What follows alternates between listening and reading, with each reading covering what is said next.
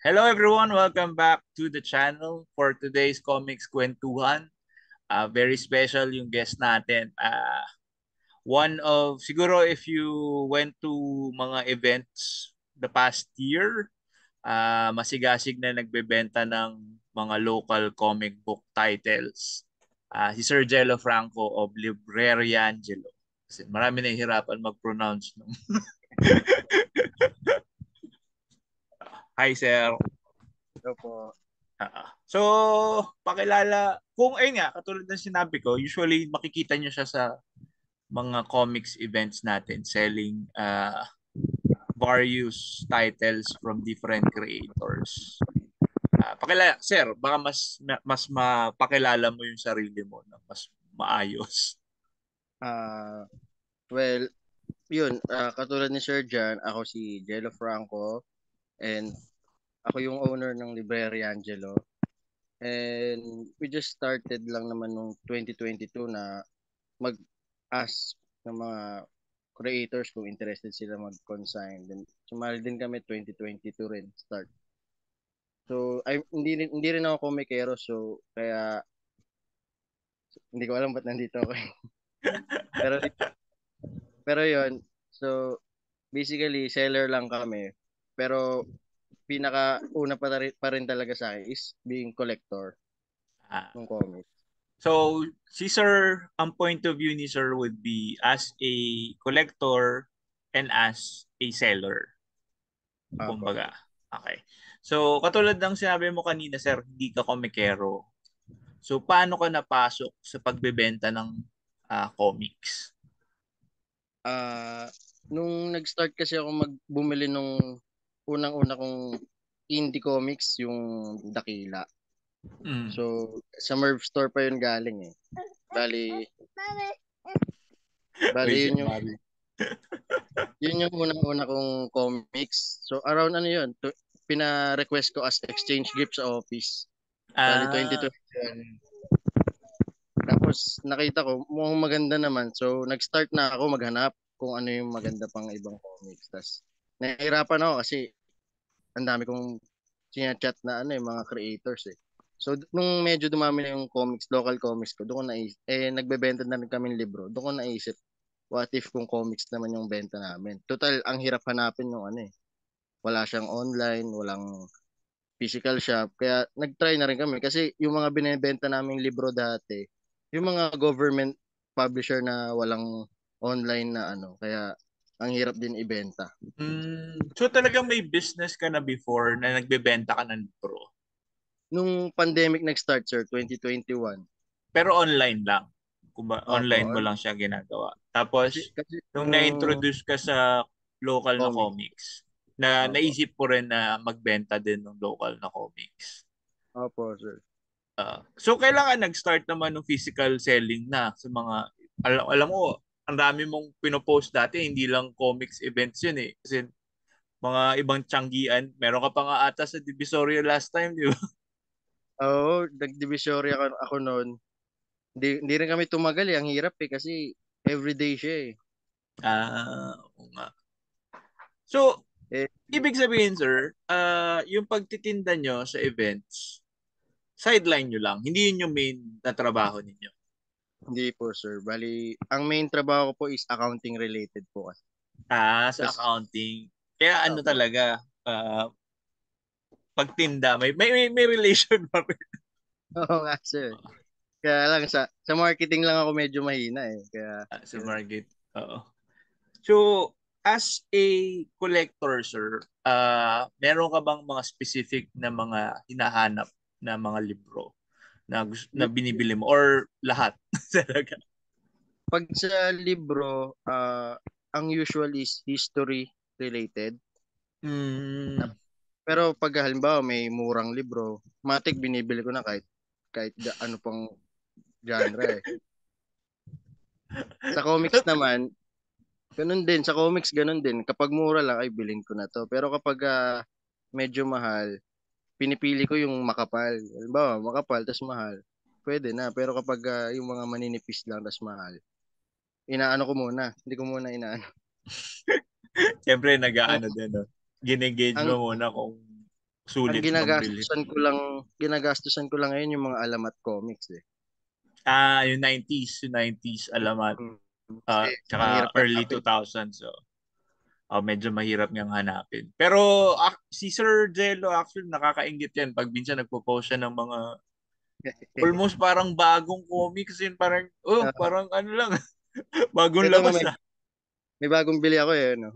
Ay, ano yan? Where Sir Bold Jerry, Stars Go to Die ni Sir Jerry at ni nakabili ko lang ngayon. nakakatuwa kasi parang kanina lang din nag-aayos ako nito. Nahanap ko din yung kopya ko niyan. Oo. Ah, kamusta naman? Kamusta yung experiences mo sa pagbebenta ng comics? Kasi iba yan, ibang ibang point of view yan. Kasi karaniwan kami ang binibenta namin sa amin lang talaga. Tapos though may experience din ako sa pagbebenta ng comics na iba, pero iba yung sa'yo eh. Kasi ang dami mong dalang inventory. How many Yung creators na yung hawak mong titles ngayon? ang binilang ko kahapon around 52 eh. 52 na 52. per persons yung halimbawa yung So kausap ko. 52 persons pero hindi lang isang libro yun pag minsan, di ba?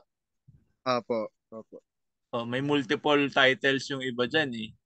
So, gaano ko, ayun, logistics ng pagbebenta mo sa per event. Paano mo dinadala yung ganong karaming inventory?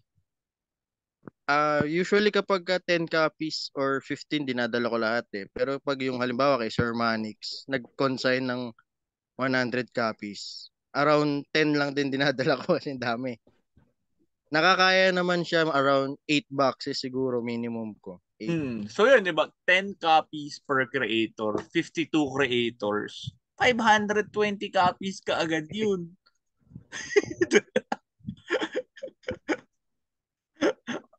Dati Alam ko madali lang. nawi-witness ko pag minsan pag nagsi-set up ka ganun. Pero parang 'di ba? Parang sa mga nakikinig, parang 'di ba ang hirap isipin kung paano dalhin.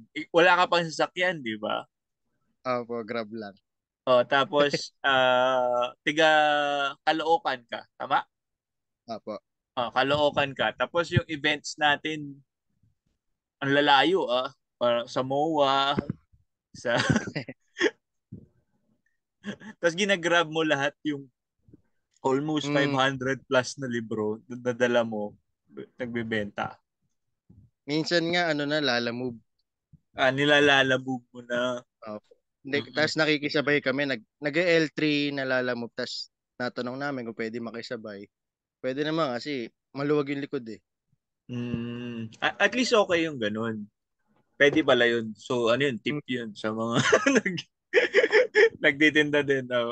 Palalamove nyo na yung inventory nyo to sumabay na rin kayo. Ah, sige, first experience mo na magbenta ng comics. Saan naganap?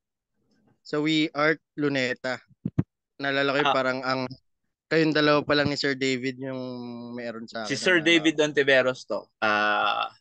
Writer ng Dakila, ano pa iba niyang books? Kadasig, mga Kadasig, tsaka yung mga penumbra novelettes mm, na, oo.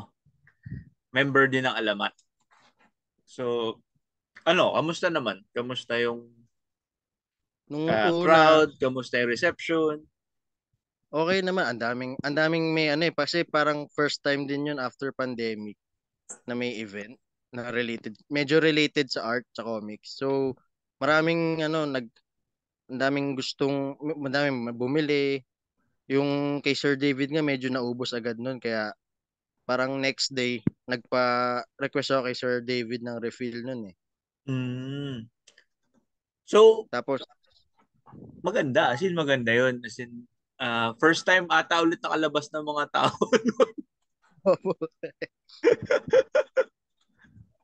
Ah, ang dami mo na na-experience na events eh. Ano yung masasabi mong common na nagiging problema sa pagbebenta ng comics? ah pag may ano nakatabi kang sikat,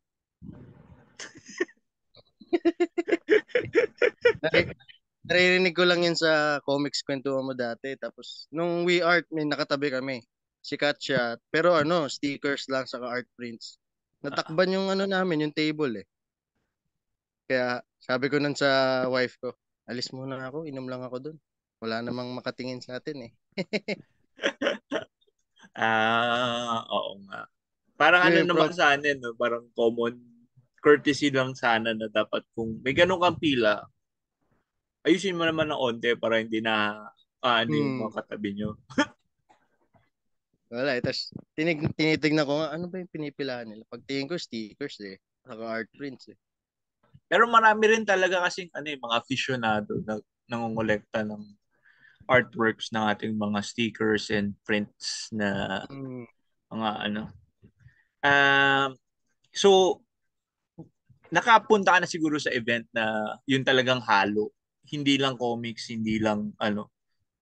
Pag, Meron naman yung sa Playwell eh, puro laruan. Meron oo din ba? nga. Sa Green Hills yan, no? Sa Green Hills ba yan? Oo, Green sa Green Hills. Hills. Oo. Kamusta naman dun sa ganun? Oo, napuntahan Ah, kita ata dun nung time na sa yung ano yan? sa Sa ano yung sa venue na yun? unbox Unboxed sa may Shopsville ano, ata. Ay, hindi hindi, sa hindi ano, Shopsville yun. Yung may movie, yung may mga may pelikula. movie. Oo. Kita ko na rin agad eh. Doon. Kamusta naman doon? Okay nung kasi meron unang event sa may baba. Okay yung sales eh. Pero may time kasi na buong araw walang sales. So kabado ako, sabi ko. 400 pa lang. Mag-aano na, parang magagabi na. Tapos Mm, lagi lagi na lang last minute. Natutuwa ako palagi pag last minute. Lagi may bumibili ng ano, grabe. Kaya nung time na yon last minute, parang 30 minutes na lang or 30 20. minutes na lang.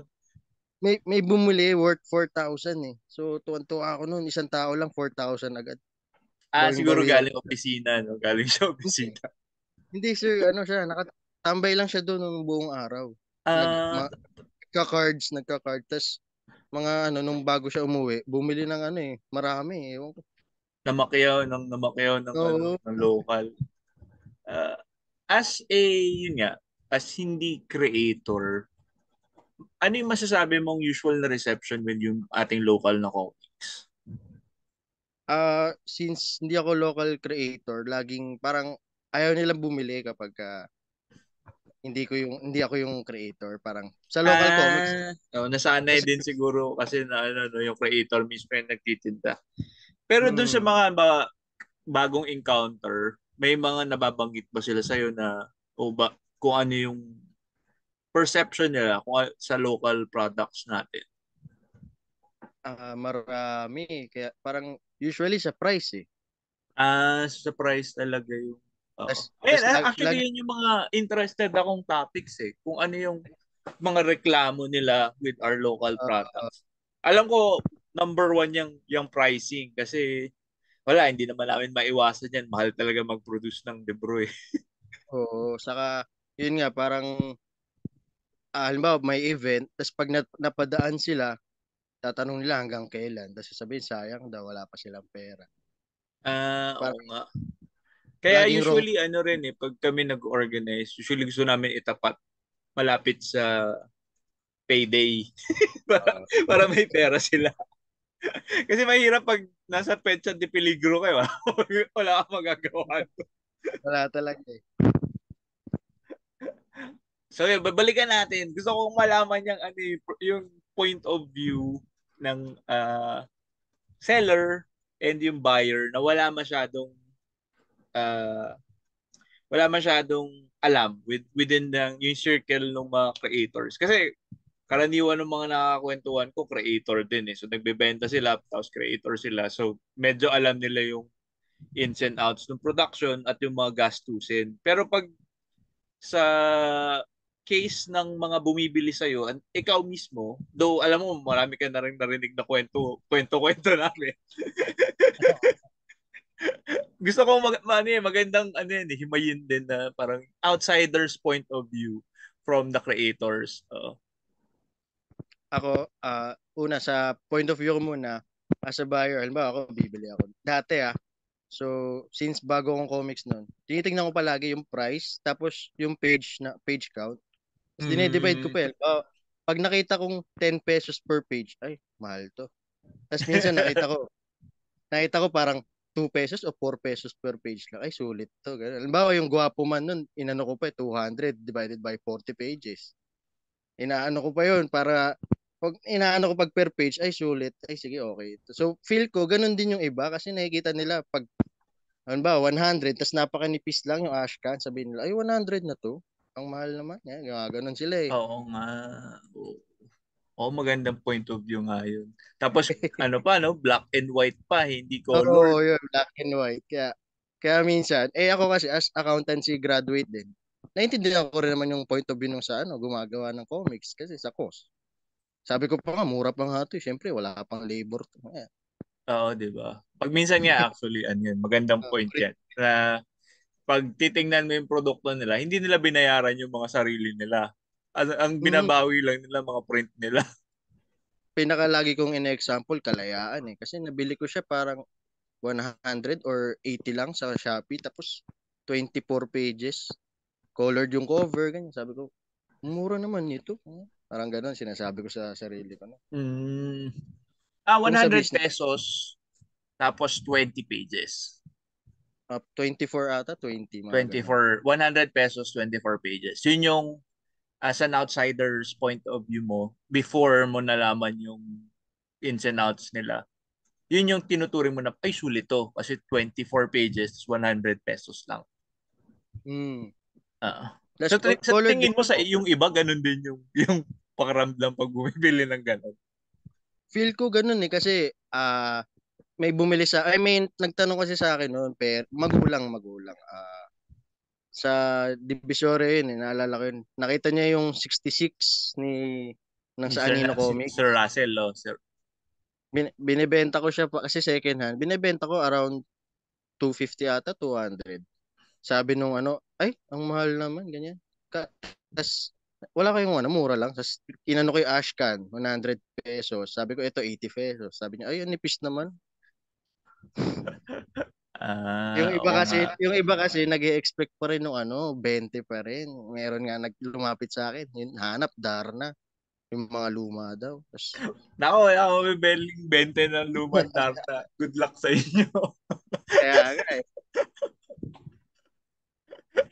As in, yung lumang comics ngayon, ano na yun, di ba? Parang may 1,000 pa nga 300, eh. 500, 1,000. Nakaraan bumili ako funny comics kay Sir Stephen Segovia na cover. 300 bili ko, mahal. Oh, 300. Oh. As in, collector's item na rin. Yung mga dati natin nabibiling 10 lang, 5 piso, Mm. 15 pesos. Ngayon, 300 na each. So, good luck na lang doon sa naghahanap ng 20 pesos.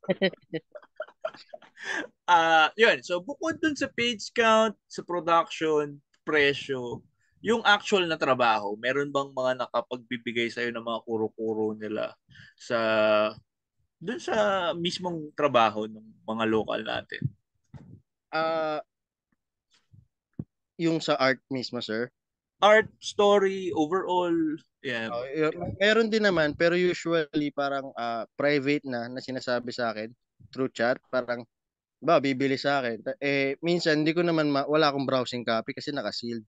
So pag nila sabi, ang pangit daw nung art, ganyan, pangit daw nung production. Hindi daw worth it. Di na natin Ana, babanggitin kung ano yun. Mamaya uh, akin yun eh. basta may ganun, kaya ako naman, ako nahihiya kasi sa akin pala nakabili. Pero minsan, yun, sa iba, parang alam ba, may browsing copy, nakikita nila, tapos, hindi siya galing sa akin, sasabihin nila, ay, yung sa ganito, ganyan. Sabihin, ganito yung presyo, ang mahal. Pero pag tinignan daw nila, hindi naman daw, kasing, basta yung iba daw, mas mahal pa sa mga legendary veteran na, na reprint, parang ganun. Mm.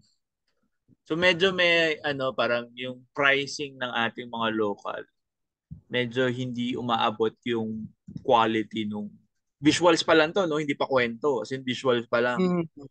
Parang ganoon ang madalas mas may mga nagsasabi sa iyo na parang hindi sulit na binili nila kasi hindi up to par dun sa standard na naisip nila para dun sa presyong yun. Parang yun nga para sa kanila, halimbawa, may presyong ganito, ang taas. Sabihin na lang natin, halimbawa, may 800 na ano, tapos ang pangit pala nung art. Samantalang yung Alandal, Alex Nino, 600 lang. So Hmm. parang yung Alandal nga 600 lang, legendary artist na. Tapos yung nabili, yung nakita niya 800, tapos hindi naman legendary artist, hindi makagandaan. Parang ganun yung inaano nila eh. Parang hindi sulit. Teka, parang sa akin ata yun na. Hindi sila. Ay, ah, i-share ko lang sir bago ko makalimutan yung code name Bathala mo. Parang ano daw, parang yung art daw noon, parang invincible. Yung nagsabi Oo. sa akin, Medyo ano di naman ba? talaga eh. Aminado naman ako na kaya ako rin naman natap si Sir Judd. Kasi ayun naman talaga yung hinahabol kong aesthetics no? nung Batala. Tsaka bukod sa Invincible, more on actually Justice League, ano, Mm, yung Justice League ni Bruce Timm. Medyo ba, ganun, di ba? Yung feel. maganda yung sayo Tapos, sir. hindi naman. Magaling kasi si Dad, kaya ganun yung feel. Oo. Ah, so yun yung quality ng artwork, yung presyo, page count. Ano pa yung madalas sila mareklamo sa or yung mapuri. Mapuri or mareklamo. Usually naman, yung pinu, yung sa pagpuri naman, minsan inaano nila na ang ganda ng ganito, ang ganda ng comics, ng art, ganyan. Sana maano pa daw, yung lumawak pa yung readership, sana mabenta, gano'n. Isa na Ah, yun yung sa'yo, sir eh. wala kasi Yung konti lang digma ko talaga sa'yo. kopya nun. So, hindi ko kaya kasi ano Oh, eh, pero babaan yung presyo ang dami ko or naririnig noon, sir, na hindi, ang dami ko narinig sa gawa mo, sir, na yun nga, underrated, parang sana marami pang makabili. Parang gano'n. makabili. O, hindi si Mickey lang ata yung nagsasabi. Hindi, nababasa ko rin sa online, sir eh. So, hindi, wag tayo magbulahan. Balik tayo sa kwento ko. Ah, about sa events naman, ano yung matuturing mong pinakamagandang event para magbenta ng comics? Usually, ano talaga, Comic-Con, Comic-Con. Oo, kasi hindi. Nasa pangalan naman kasi. So, pag pumunta ka doon, expected mo nun na may nandun na maghahanap ng comics. Oo. Yun din naman yung parang napagkwentuhan ko past few na kwentuhan nung bumalik ako na kailangan na talaga natin mag isip kung saan tayo magbebenta. Kasi pag di Mm. naman tayo yung bida dun sa event, mahirap talaga magbenta. Doon napag-usapan din naman namin, maganda rin magbenta pag minsan sa ibang lugar na matagal na hindi naman aware sa atin.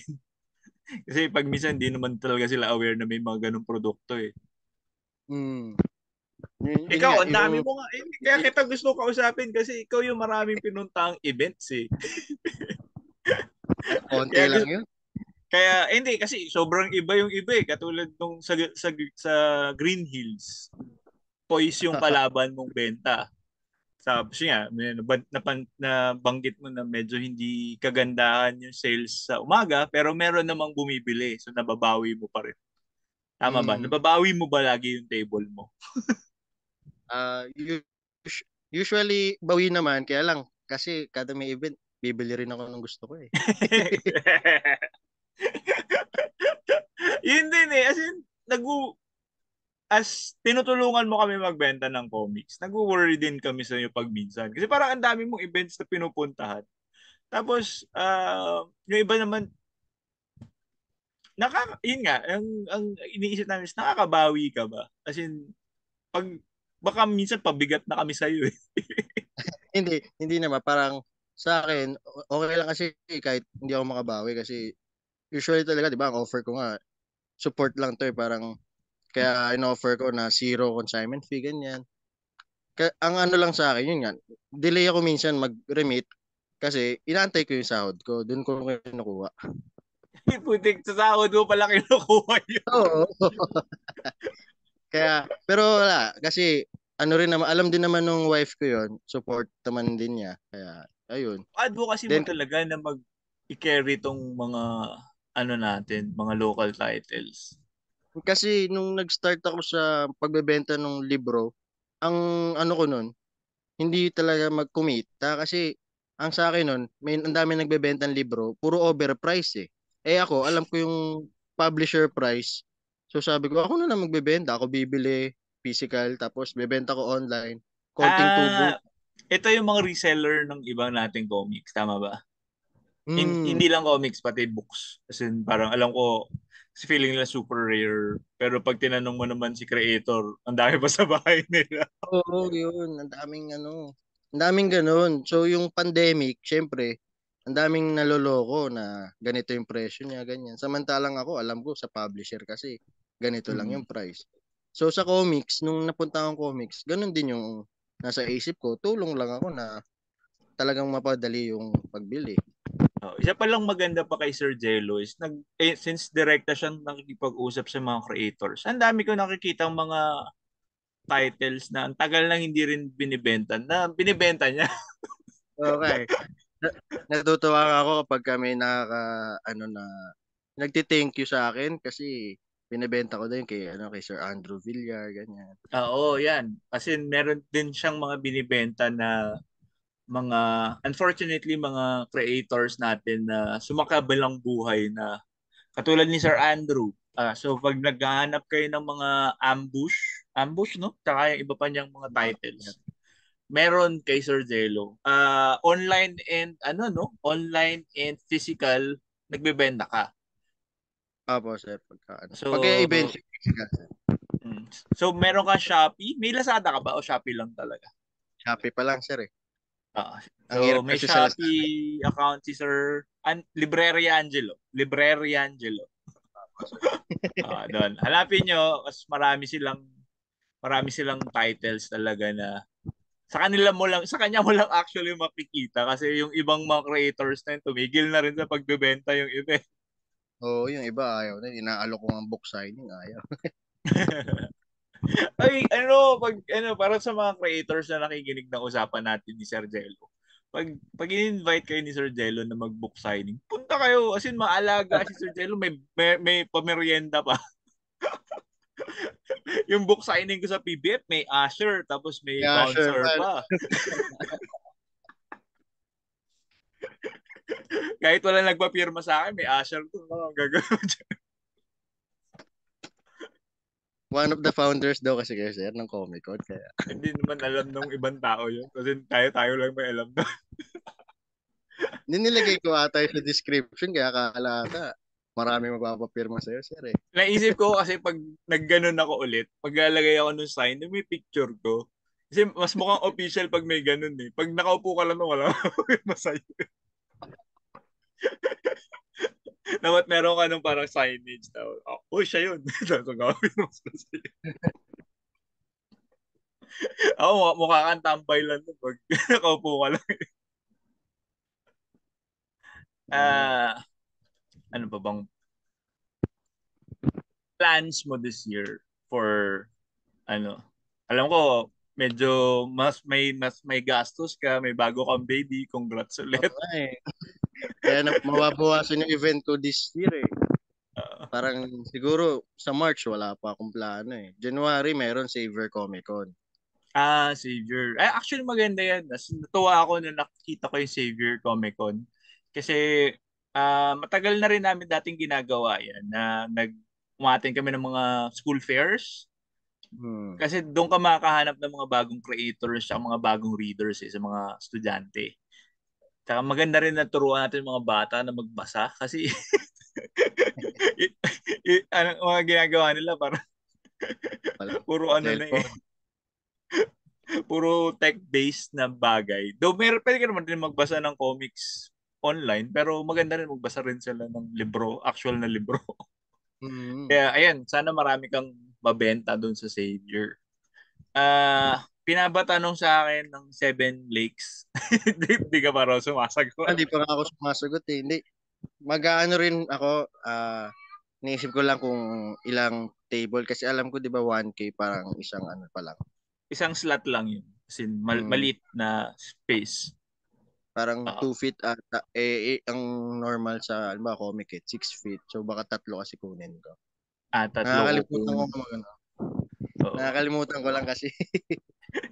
Pero pupunta ka. Kasi parang ano Papunta. yun, return sa ano yun, sa San Pablo. Isa sa mga key cities na pinagmulan ng local comics. Kasi doon galing si Sir Jerry. Mm. So, parang maganda ring event yun. Ano, plugging na rin, Seven Leagues. Sa March, Sa March 1. saan yung event mo sa March? Yung Savior nga. Ay, January yun. This January. This January. Pwede bang o yan si Amari? Pag every event, dala ni Sir Jello yung cute niyang anak na si Amari. So parang mascot yun nung shop niya eh. Uh, Lucky Charm nga daw sabi ng wife. Tsaka yung misis niya para sila lagi yung mag-entertain ng mga questions niya about mga libro. So January meron kang event sa Xavier. Open to Yes, all sir. ba yun or Xavier students Ang, lang? ang alam ko, ang first day, Savior students lang. Tapos Sabado, Sunday, pang open to public na. Open to public. Kasi medyo ano din, ano yan, exclusive school yan. So, medyo nakakailang pumasok sa mga ganyan. After ng January, ang next mo is March na. Tama? Tingin ko February sa Comic Centris. Pero hindi ka mag-BGC ngayon. Hindi ka magma-market. Hindi Ah, na mo. hindi na muna. Makati sa budget eh. Makati sa budget. So, ayun sir. Gusto sana kitang tanungin about pwede mong suggestions, mga pwede mong masabi sa ating mga comics creators tungkol sa pwede nilang improve upon sa mga binibenta nilang produkto. Ang sa akin is, pinakauna is yung price. Kasi halimbawa ako, pagka mura, wala na akong pake kung maganda yung art o ano eh. Basta bilhin ko agad eh. So, basically, yung price pa rin yung pinaka-factor para sa akin. So, baka may mga printing na mas mura kasi nung first job ko, purchasing ako eh. So, Mm-mm. parang ako yung in charge na maghanap talaga ng mas mura. So, talaga nagsisearch ako kung ano-ano. Halimbawa, ang dami kong pinapabili sa akin nun eh. Parang may mga sports na attire, may mga science lab ng mga chemicals, ganun. So, kailangan maghahanap talaga ako kahit hindi ako gala nun. Kaya baka as a creator, pwede pa tayong humanap ng mas lower cost na printing Mm. ganun. Na maganda Mm-mm. rin naman siya. Pero hindi tayo mag-sacrifice ng quality. Maghanap tayo Oo. ng mas lower price na supplier. Kasi karaniwan sa amin, since komportable na kami sa supplier na ganito, karaniwan sa amin, doon na lang kami magpapaprint lagi. Hmm. Kasi maganda na nakahanap na ng maganda eh. Pero yun nga, lately nagmahal lahat eh. Pati papel, pag-print. So, maganda rin makahanap tayo ng mas friendly sa atin na supplier. Tama si Sir. Maghanap tayo ng way na mababaan natin ng onti yung costs natin. Kasi usually, halimbawa, sa business side, kung ako yung printing nga, tapos parang nahahalata nila na doon at doon lang kayo nagpapaprint. So parang ako, ay, pwede kong taasan to. Wala naman siguro choice. Parang ganun eh. Walang ibang choice. Okay, parang, kasi minsan, naiisip ko yan na, halimbawa, ay, wala naman sila ibang mapapaprintan na, ano eh, ganyan. Magtaas na tayo kahit konti. Minsan Mm. may ganun din akong, ano eh, may ganun din akong isip eh. Dahil accountancy, ano eh. So, Ali si Sir yung magandang ano niyan eh. Magandang ano yan eh, magandang point of view talaga na karaniwan sa amin hindi namin talaga iniisip yan. Baka gusto mo mag-talk about dyan, Sir? wala akong expertise doon. Parang, pinapairal ko lang yung kalokohan ko nung pagka ganun. Ah, Mga so, ganong pag-iisip. bukod dun, sir, meron ka bang pwedeng message sa ating mga comics creators? Yung usually sa ano eh, kasi ako wala akong pwedeng ma-message sa mga veterans na ano na eh, yung matagal na sa comics eh. So sa mga bago na lang siguro, ah magano muna tayo parang tingin-tingin ng ibang gawa, ibang works. Mm, Tapos yung mga pricing ng iba kasi yung iba nga sayang eh. May mga magagandang art, magagandang comics kaso ang mahal lang talaga sobra. Kaya hindi masyadong nabibili. hindi talaga Kaya masyado nabibili. kaya sana parang i-compare na lang muna kumbaga, ay ito ah matagal na sa comics pero ang mga binebentang comics lang 200 each. Yan. Yung sa inyo nga sir, 200 pesos each. 40 pages ata yun eh. O Yun naman yung sinisiksik ko nun sa akin para medyo sulit naman. yung sa iba, ano eh, 500 tapos ano lang, 20 plus lang, wala pang 30, mga ganun. So parang Mm. ang hirap i-support pag ganun, ang hirap bilhin.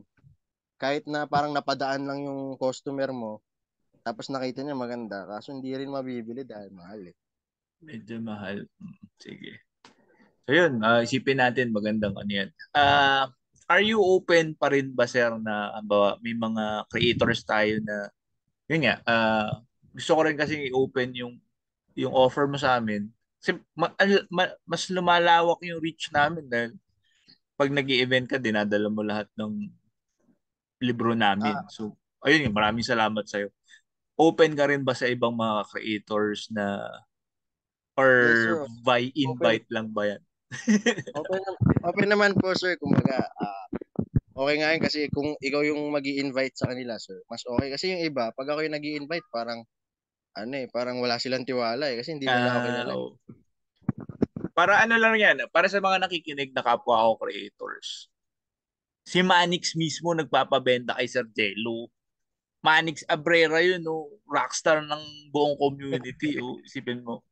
Mapagkakatiwalaan si Sir Jello. So kung Eh, kayo gusto nyo Ito na yun. Thank you yung mas kay Ma'am Nida. Thank you kay Ma'am Nida kasi yan. Oh, pati si si Ma'am Nida yung pati Avenida actually nagpapabenta kay Sir Jello. Yun pa lang, oh, 'di ba? Ano na yun? Parang legit check na kaagad. Avenida at si Manix Abrera at Sister Cadjo Baldissimo mismo ng 13 nagpapabenta kay Sir Jello. Kung hindi pa yung legit check, hindi ko na alam kung ano yung legit check na gusto. So, para dun sa mga gustong magpabenta kay Sir Jello, paano kanila ko kontakin, sir?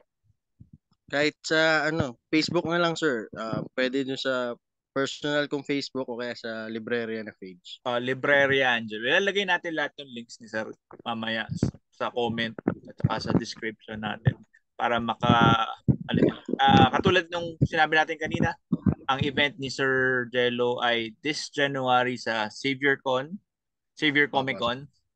Tapos sa February sa may Comiket. comic. Saan yung Comiket na yun? Sentry sir, Sentries. Centris. Ayan. Ano yun? Yun yung OG na Comiket.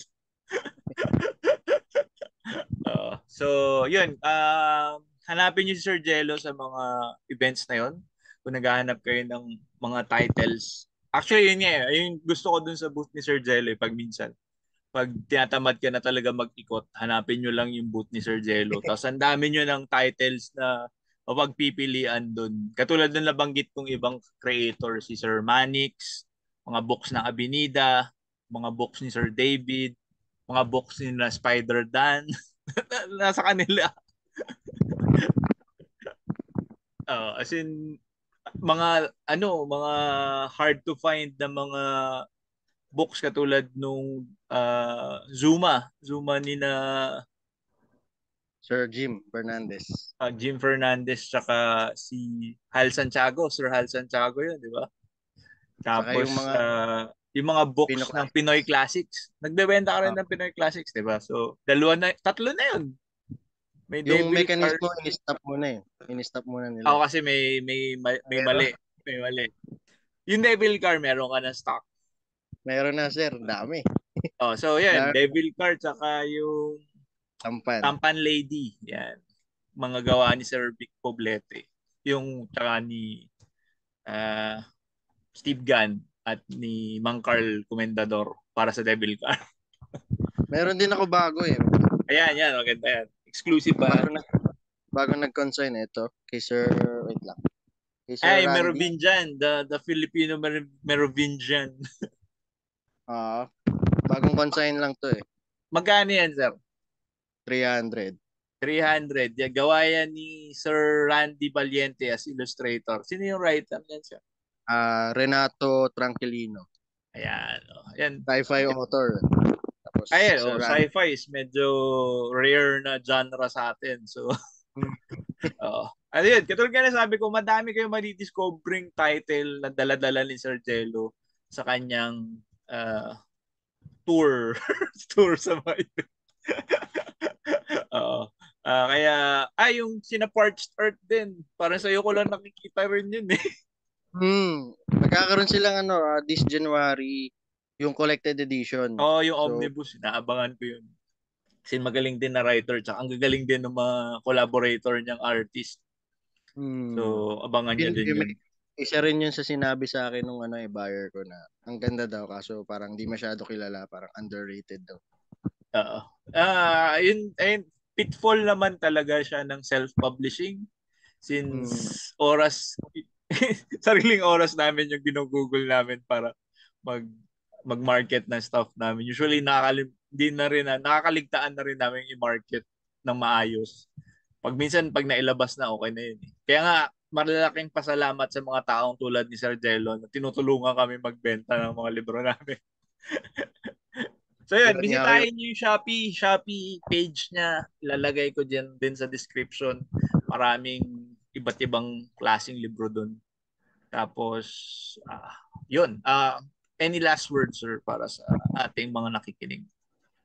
Para siguro para sa is support natin palagi yung local kasi alam ko yung hirap dito sa bansa natin eh. Sobrang ang daming ang mahal ng mga tapos hindi ka makakabenta kung mahal din yung pagbenta. Parang kaya tayong mga collector try na natin bumili ng bumili kahit na mahal, try natin kasi habang nagso-support tayo doon makikita nung ibang mayayaman ay maraming demand dito so parang mag-iinvest sila kung maraming demand. Kumbaga doon sila kikita eh. So pag nakikita nila maraming bumibili, maraming may gusto, edi syempre papasok na rin sila doon. So yun yung sa akin So feel ko yun. Support lang muna natin yung mga ngayon. Saka natin ba maisip baka mamaya bumalik yung mga lumang comics magka-reprint lalo dahil sa mga sumusuporta ng mga bago, di ba? So ayun, parang support lang natin lagi. Okay. Muli, salamat Sir Jello sa pagpapa-unlock ng oras mo. Thank you din po sir. Kasi sobrang importante sa amin na malaman yung mga point of view ng ibang tao aside from us na nasa loob lang ng bubble. Sir, na point of view ng tambay. Para sa mga nakikinig, nanonood nitong video na to, paki-like na lang ng video, tapos share natin sa mga friends natin. Follow nyo ako sa Facebook, tapos subscribe na rin kayo sa channel na to. Konti na lang, baka pwede ko nang pagkakitaan tong channel na to. Konti na lang. Joke lang. Supportahan natin lahat ng Filipino creators, comics, libro, manunulat, mga ilustrador. At yun lang. Maraming salamat sa susunod ulit na kwentuhan. Maraming salamat kay Sir Jello. Follow nyo din siya sa pages niya. Lalagay ko lahat sa ibaba sa description. Bye-bye!